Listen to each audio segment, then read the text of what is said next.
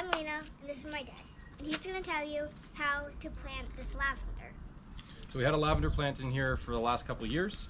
This last winter, we let the plant that was right next to it, these hot lips, get a little bit overgrown, covered up the lavender plant that was there. It started to rot out the roots because it wasn't getting sun. So we just pulled out the old lavender plant, and you can see now we've dug a hole where that old lavender plant used to be here in the ground. We could just simply take this new lavender plant, this kind of French lavender variation with pink flowers instead of purple. We could just put this right in this hole, backfill it up, water it in, and we could be good to go. But to give ourselves a little bit of an insurance policy, we want to make sure that we fertilize the ground first. Now, you could do a nice blend, a simple fertilizer, but like a balanced fertilizer. But for today, since I'm out here with a couple of other items, we're just going to throw a little bit of blood meal and a little bit of bone meal into that. This will give it a good amount of nitrogen for the plant growth in general, for the leaves, keep things nice and green. The phosphate from the bone meal will allow for good root production, and this is also really good if you have any kind of fruiting plants, both regular fruit that you'd think of, and then also things like cucumbers and peppers and so forth. So we're just going to throw a little bit of this, about a tablespoon to 2 tablespoons of each in the hole. We'll mix it up with a little bit of compost, which you can see here. I like to make my own compost, but given that we're doing a good amount in the garden, I don't have enough that we've made from our home scraps, so I had to go supplement with a little bag. EB Stone makes great product. Their organic line of all sorts of things, including compost, is my go-to. You can get those from Ace Hardware. There's a bunch of like compost. There's other ones that are back that are different, and so you can just get these at Ace Hardware. So with this compost, all we're going to do is take a few handfuls of this. You can see the compost is nice, good organic matter. What you want is you want all of your soil to basically, when you squeeze it like this, clump together, but then easily break apart afterwards. And so we're going to put this in the hole, just a couple of handfuls or a few handfuls here. Then I'm going to take the small amount of bone meal and blood meal that I talked about earlier, just a couple of tablespoons. Sprinkle that nice down in the hole. Blood meal, we're going to do the same. And again, if you had a simple balanced fertilizer, you could use that instead. Now, you can use a shovel for this. I am keen to just use my hands, mix this up. I like to get the way the soil feels as I mix things up to make sure we're where we need to be. Especially if you're like a gardener and you just like the feeling of the soil, or if you're not really that much of a gardener, you can use a shovel. Or you can, even if you're a gardener, you can use a shovel. Another tip too, like a lot of people think when they're first getting into gardening, they have to have their soil nice and perfect and uniform. And you know, you can see here I got roots from the previous plants. I've got some small rocks, not too many though in here. Some sunflower seeds from when we were trying to put sunflower seeds in a bird feeder. Exactly. And so as long as you don't have too many rocks, and just they're few and they're small, and as long as your soil is fairly loose, don't worry about removing the roots or other things that are in here.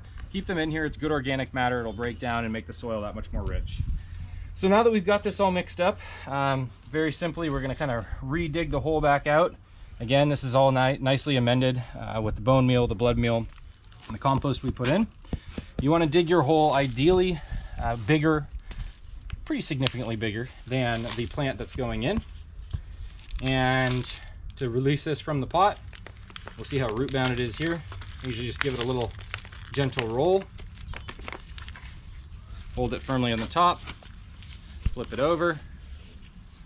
There you go. I'm not gonna do any kind of root trimming on this guy. The root's definitely on the bottom pretty thick, but it hasn't completely fully root bound into that pot where it's roots all over. And so you can kind of just gently massage it here before you put it in. But that's all I'm gonna do.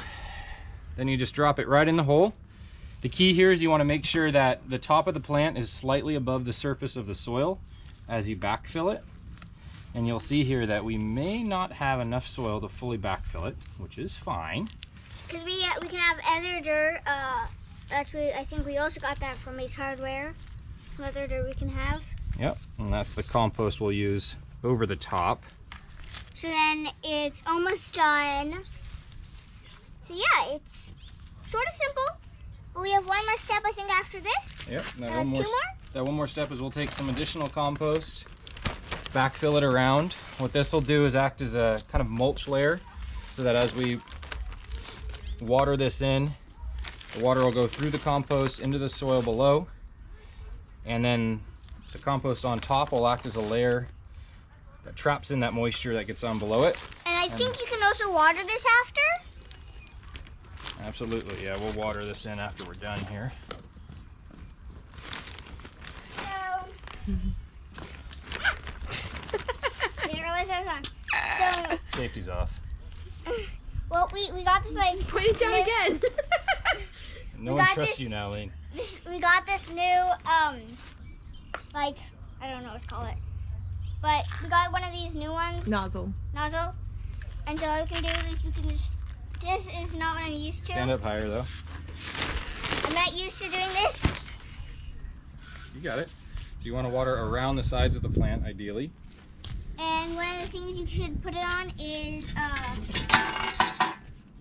maybe like shower or garden, or like something sort of like Gentle. gentle, yeah, but not too gentle, not like mist. Here, watch this.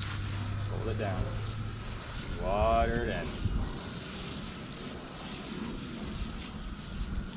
Sometimes you want to water plants that they haven't had any water for a while.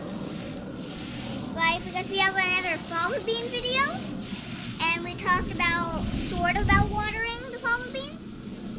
But yeah, and just sort of giving like a thorough, but not too much.